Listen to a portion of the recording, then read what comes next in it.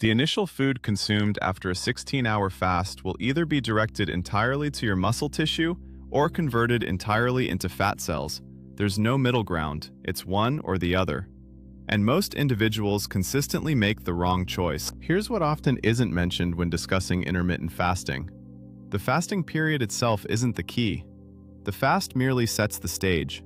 The true process of transformation, muscle repair, fat burning, and metabolic recalibration hinges entirely on what you consume in the first 60 seconds after breaking that fast. Just 60 seconds. For the preceding 16 hours, your body operates in a distinct metabolic state, characterized by different enzymes, hormonal signals, and cellular priorities. The moment food enters your system, one of two things occurs, initiating a biological response so potent that your initial intake essentially programs your metabolism for the subsequent 6 to 8 hours. Bear with me as I illustrate the internal processes currently underway in your body, and precisely what to eat to ensure these processes work to your advantage, not against you. Let's begin by examining what transpired in your body during those 16 hours. After roughly 10 to 12 hours without food, your liver depletes its glycogen reserves, which are the readily available sugar stores for quick energy. Once these stores are gone, your body must seek an alternative fuel source. This is where it becomes intriguing. Your pancreas lowers insulin to its lowest daily levels, reaching concentrations approximately 60 to 70% less than after a typical meal. When insulin is this low, something remarkable happens. Your fat cells become accessible. This isn't metaphorical, it's literal. The enzyme responsible for locking fat within your fat cells, hormone-sensitive lipase, becomes active, and stored body fat begins to flow into your bloodstream as free fatty acids, heading to your liver and muscles to be utilized for energy. Concurrently, around the 14-hour mark, your body increases autophagy, a cellular process where cells effectively consume their own damaged components. This includes old mitochondria, misfolded proteins, and cellular debris that would otherwise contribute to aging and disease. Essentially, your cells perform self-cleaning during this window. Human growth hormone also experiences a surge. Studies published in the Journal of Clinical Endocrinology and Metabolism revealed that fasting for 16 hours can boost growth hormone secretion by up to 300%. This hormone is crucial for preserving muscle mass while your body mobilizes fat. This is why properly executed extended fasting should not result in significant muscle loss. Thus, by hour 16, you are in an exceptional metabolic state. Fat burning is maximized, cellular repair is active, inflammation markers have decreased, insulin is at its nadir, and your body is primed, awaiting in a state of profound sensitivity. This is precisely where most people undermine their efforts. Because here's what your body does with the first molecule of glucose that enters your bloodstream after a 16-hour fast. And it's not what you might expect. In a fasted state, both your muscle cells and fat cells are craving glucose. They have been burning fat and ketones, and their glucose receptors are wide open, ready. This condition is known as insulin sensitivity. At hour 16, your body is more insulin sensitive than at any other time in the next 24 hours. And this is where it becomes critical. When you are this insulin sensitive, even a small amount of glucose, like that from a piece of toast, a banana, or a glass of orange juice, triggers a massive, disproportionately large insulin response. Your pancreas doesn't know you've been fasting. It simply detects glucose in the blood and releases insulin in proportion to the sensitivity of your receptors. A 2018 study in Cell Metabolism compared insulin responses in individuals after a 16-hour fast versus those after a standard 8-hour overnight sleep. The fasted group exhibited nearly double the insulin response for the same amount of carbohydrates. Double. Now, here's the issue. When insulin spikes that high, it doesn't just help glucose enter your muscle cells. It does something else first, something your body evolved to do during times of abundance. It activates fat storage. High insulin is the key that keeps fat locked inside your fat cells. When insulin levels are elevated, your fat cells cannot release stored fat.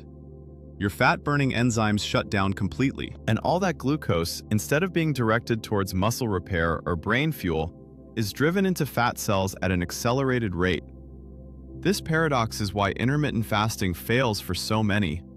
They spend 16 hours in an optimal fat-burning state, benefiting from autophagy, growth hormone, and reduced inflammation, only to sit down for breakfast and consume a bowl of oatmeal with a banana and a glass of juice. In under 5 minutes, they effectively nullify a significant portion of the metabolic work their body just undertook for 16 full hours. The food itself wasn't the sole problem. The issue arose due to when it was consumed. The same oatmeal that is perfectly healthy at 1 p.m. is metabolically detrimental at the end of a 16-hour fast. Timing is paramount. And that encapsulates the first bite rule. So, you now understand why the first bite is more crucial than every subsequent bite combined. If you've been breaking your fast with fruit, bread, or anything that rapidly converts to glucose, this is a correctable issue starting today. Here's exactly what to eat instead. The first bite rule is straightforward. Your initial meal after a fast must be dominated by protein and fat, containing virtually no rapidly digesting carbohydrates. Here's the physiological rationale. Protein does not cause an insulin spike in the same way carbohydrates do. When you consume protein after a fast, your body releases a modest insulin response, sufficient to begin channeling amino acids into muscle cells where they are critically needed for repair and rebuilding, but not enough to trigger the cascade of fat storage. Simultaneously, dietary fat, such as olive oil, eggs, avocado, or nuts, elicits almost no insulin response at all. Consequently, when your first bite consists of protein and fat, an elegant process unfolds. Your muscle cells receive the building blocks they've been waiting for. The amino acids from protein initiate the rebuilding of muscle fibers that broke down during the fasting period. Your fat-burning machinery continues to operate in the background because insulin remains low enough to permit it, and your body's sensitivity, that extraordinary responsiveness you cultivated over 16 hours, is utilized to your advantage rather than against you. There's a second mechanism here that most people completely overlook. Protein triggers the hormone glucagon, which is insulin's counterpart. While insulin drives glucose into storage, glucagon withdraws it. In a fasted state with a high-protein first meal, glucagon remains relatively elevated, meaning your liver continues to release small amounts of glucose from glycogen reserves at a controlled rate. This is what provides that clean, stable energy that avoids spikes and crashes. You've likely experienced the difference without knowing why. Compare mornings when you break your fast with eggs versus mornings when you choose cereal. One leaves you energized for 3 to 4 hours. The other has you reaching for coffee again in 90 minutes. Now let's discuss ghrelin, the hunger hormone, as this is where the first bite rule yields benefits beyond just the initial meal. Ghrelin levels peak right before eating and drop sharply after consuming protein. A study from the American Journal of Clinical Nutrition compared ghrelin suppression after high-protein meals versus high-carbohydrate meals following a fast. High-protein meals suppressed ghrelin for an average of 4 hours longer. That's 4 hours during which you are not hungry, not reaching for snacks, and not battling cravings. Your satiety works with you, not against you. When you break a fast with sugar or refined carbs, ghrelin rebounds more quickly, sometimes within 60 to 90 minutes, leaving you hungry again before you've even digested the meal. This explains why people who eat healthily but break their fasts with fruit bowls or smoothies report constant hunger. This hunger isn't a sign of weakness, it's a hormonal reaction to the wrong first bite. Alright, let's get specific, because knowing what to eat is only half the equation. The other half is understanding what will absolutely derail your progress. Some of these might surprise you because they often sound healthy. Let's examine the most common fast breakers that people mistakenly believe are healthy, but actually cause serious metabolic problems. First, fruit juice. Any fruit juice. A medium glass of orange juice, which most people consider a healthy breakfast option, contains approximately 21 grams of sugar. Nearly all of this is a combination of fructose and sucrose. Fructose specifically bypasses the normal glucose absorption pathway and goes directly to your liver, where at high concentrations, it can only be metabolized in one way: conversion to fat. This process is called de novo lipogenesis, where your liver literally creates new fat from sugar.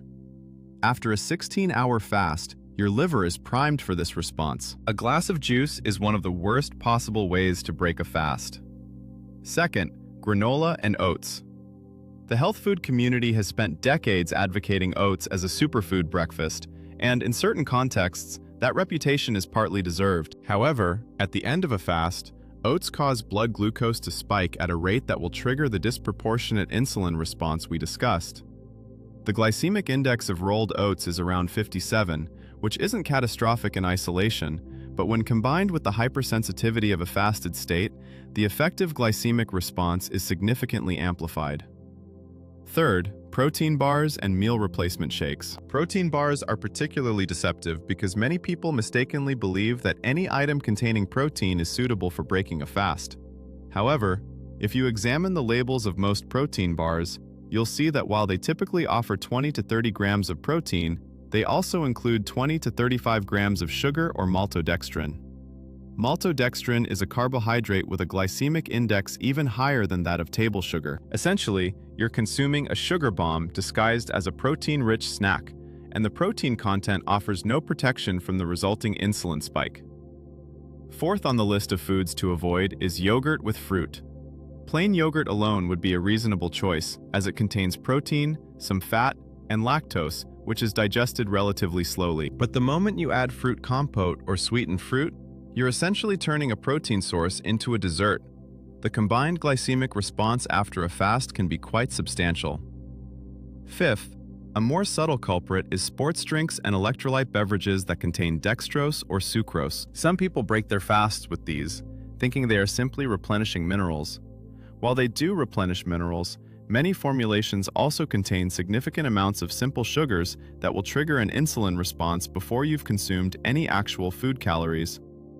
Then there's the biggest myth in the fasting community, that breaking a fast with bone broth is inherently safe. While bone broth itself is excellent for breaking a fast, low in carbohydrates, rich in glycine and other amino acids that support gut lining repair, and producing almost no insulin response, commercial bone broths often contain added vegetables, starches, or flavorings that completely alter their metabolic profile. Always check the label.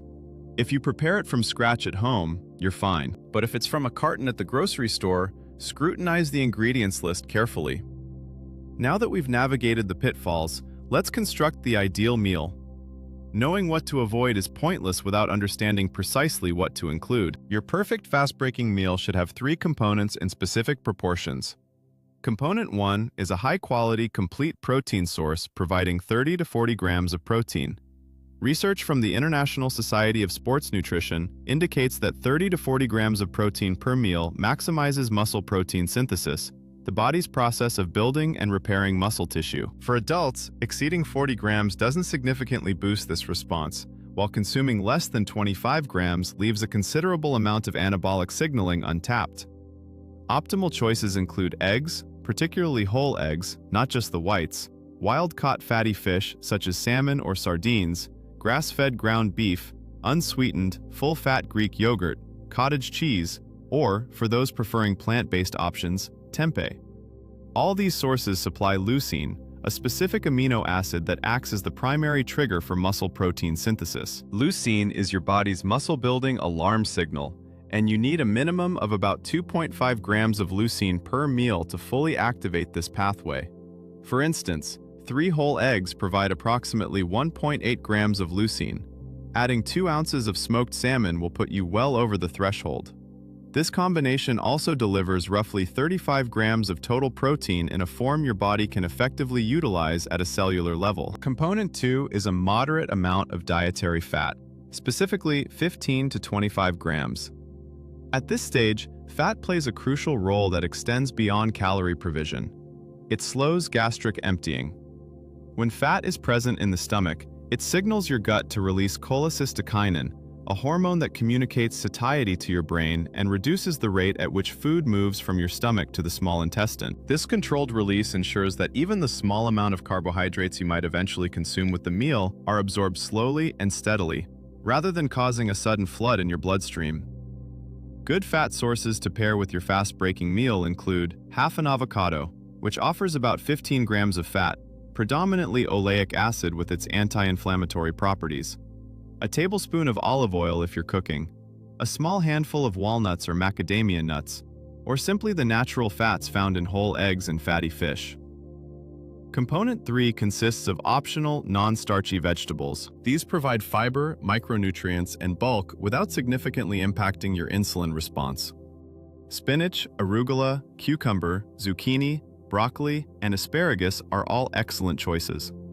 Roasted or sautéed in olive oil with sea salt, they also make the meal feel genuinely satisfying rather than restrictive. What you should explicitly avoid in this first meal are bread, rice, pasta, fruit, starchy vegetables like potatoes or corn, or anything with added sugar.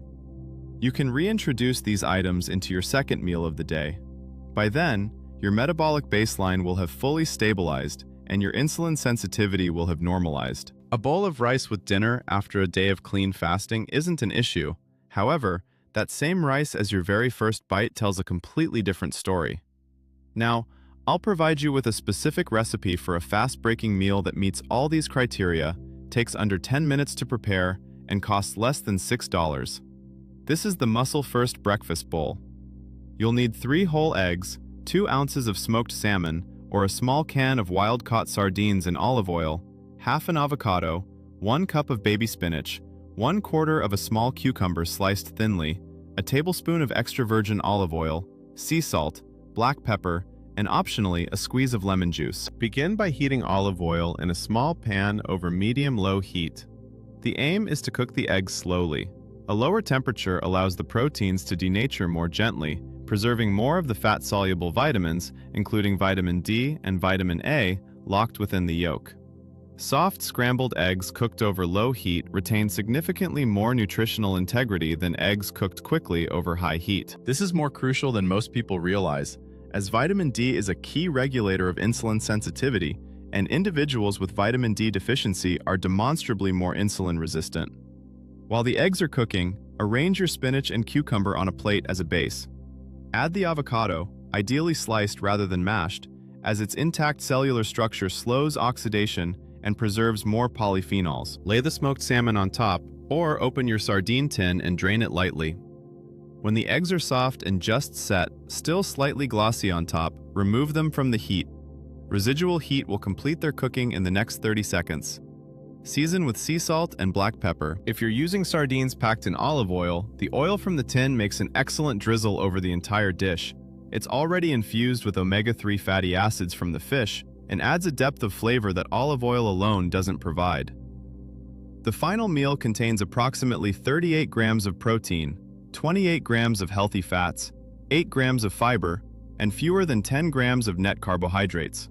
The insulin response is minimal, leucine content is well above the muscle protein synthesis threshold, ghrelin suppression lasts for over 4 hours, and its nutrient density is exceptional. You'll benefit from vitamin D, vitamin B12, omega-3 fatty acids, choline from the egg yolks, crucial for brain function and liver health, potassium, folate, and a full spectrum of fat-soluble vitamins that can only be absorbed in the presence of dietary fat. This meal is effective because it perfectly aligns with your biology after 16 hours of fasting rather than conflicting with it. However, there's a vital element almost nobody gets right, and it's not about what you eat, but how quickly you eat it. The speed at which you consume your fast-breaking meal significantly impacts your hormonal response. This might sound overly simplistic, but the physiological basis is robust. When you eat rapidly, a common tendency when hungry after a fast, you overwhelm your digestive system's signaling cascade. The gut hormones responsible for communicating satiety to your brain, such as peptide YY and GLP-1, take approximately 15 to 20 minutes to register in your hypothalamus. If you finish your meal in 5 minutes, you've consumed the entire plate before your brain even registers that you've started eating. In a fasted state, this timing issue is amplified because the contrast between hunger and eating is so stark. You're likely very hungry, and the food tastes exceptionally good. A consistent observation from those who practice intermittent fasting is how dramatically food flavor intensifies after a significant fast. This heightened sensory experience, combined with genuine hunger, creates a perfect storm for eating much too quickly. The practical solution? Consume your fast-breaking meal over at least 15 minutes. Put your fork down between bites. Chew each mouthful thoroughly. This isn't merely an old wives' tale. The mechanical breakdown of food in the mouth activates salivary amylase, initiating the digestion of any present carbohydrates and gives your gut hormones the necessary time to properly assess what's coming in. Thorough chewing also enhances the bioavailability of nutrients, especially fat-soluble vitamins that rely on proper emulsification for absorption. 15 minutes of deliberate eating is one of the simplest yet most effective performance upgrades you can make to your fasting protocol, yet very few people implement it. There's also a significant psychological component to consider. After a long fast, there's an almost primal urge to eat. This urgency is real. Ghrelin levels are at their peak, your hypothalamus is signaling intensely for calories, and your body's reward pathways light up in response to food cues. Understanding the existence of this urgency helps in resisting it. The food is there, it's not going anywhere. Taking an extra 15 minutes to eat deliberately will not diminish the nutritional value, but it will meaningfully improve how your body responds to the meal. Now, I anticipate some of you are wondering about coffee and electrolyte drinks. Does anything break a fast before your actual meal? Let's clarify this completely. Black coffee does not meaningfully break a fast. Caffeine itself has no caloric content and does not trigger an insulin response. Caffeine, in fact, appears to moderately enhance autophagy, the same cellular repair process stimulated by fasting, at typical consumption levels. A 2014 study published in Cell Reports demonstrated that caffeine induced autophagy in various tissue types in mice. While human evidence is still emerging, current literature suggests that black coffee doesn't significantly disrupt the fasted state. However, any caloric addition to coffee does break a fast. This includes cream, half and half, and even coconut oil, as found in the bulletproof approach. These caloric additions trigger digestive processes and sometimes elicit modest insulin responses. Although the extent to which a small amount of fat truly impedes autophagy is debated in scientific literature, from a metabolic standpoint, consuming any significant calories signals the start of your eating window. Plain water and sparkling water do not break a fast. Similarly, plain electrolyte supplements, magnesium, potassium, sodium, in powder or tablet form, provided they contain no calories, are also permissible. These are not only safe, but actively beneficial during a fasting window because kidneys excrete electrolytes more rapidly when insulin levels are low and the body isn't retaining water with glycogen. Apple cider vinegar, a popular addition during fasting, is subject to debate. It contains a minimal number of calories, but is generally considered non-disruptive to the fasted state when consumed in typical small doses. Some evidence even suggests it might improve insulin sensitivity if taken before a meal, potentially making it a beneficial pre-fast break addition. Herbal tea without additives is fine, and green tea is particularly excellent. It contains EGCG, a catechin known to enhance fat oxidation and support autophagy, making it an ideal fasting companion. The general guideline is straightforward. If it has calories and requires chewing or significant digestion by your gut, it breaks your fast. If not, it doesn't. Most fasting guides overlook a crucial point. Your body's response to the initial bite rule evolves over time. After approximately a week of consistent adherence, a shift occurs that many find unexpected. The first 2 to 3 days of correctly breaking your fast will feel distinct from days 4 through 7. This is because when you initially transition from a carbohydrate-heavy meal to a protein and fat-dominant meal to break your fast, your body still exhibits a degree of metabolic inflexibility. This means a body accustomed to primarily burning glucose may struggle when suddenly asked to rely on fat and protein. This is normal, and you might experience a slight mental fog in the hour following your first meal. This isn't the familiar sugar crash brain fog caused by glucose fluctuations, but rather a quieter, subtler cognitive dullness. It represents your brain recalibrating its preferred fuel source and is temporary. By days 3 to 4, most individuals report the opposite effect, an unusual clarity of mind and stable energy levels in the 2 to 3 hours after their meal. There's no spike, no crash, just clean, steady fuel. This sensation is a hallmark of developing metabolic flexibility. Your mitochondria, the energy-producing powerhouses within your cells, begin to upregulate the enzymes necessary for efficient fat oxidation. This process, called mitochondrial biogenesis, accelerates during fasting, especially when coupled with an appropriate refeeding protocol. By week 2, another generally surprising phenomenon occurs. Your appetite begins to restructure itself. Hunger becomes less urgent and more predictable. You find it easier to extend your fasting window without significant discomfort. The ghrelin spikes that once felt overwhelming become more manageable. Your relationship with hunger fundamentally changes when your blood sugar isn't wildly oscillating after every meal.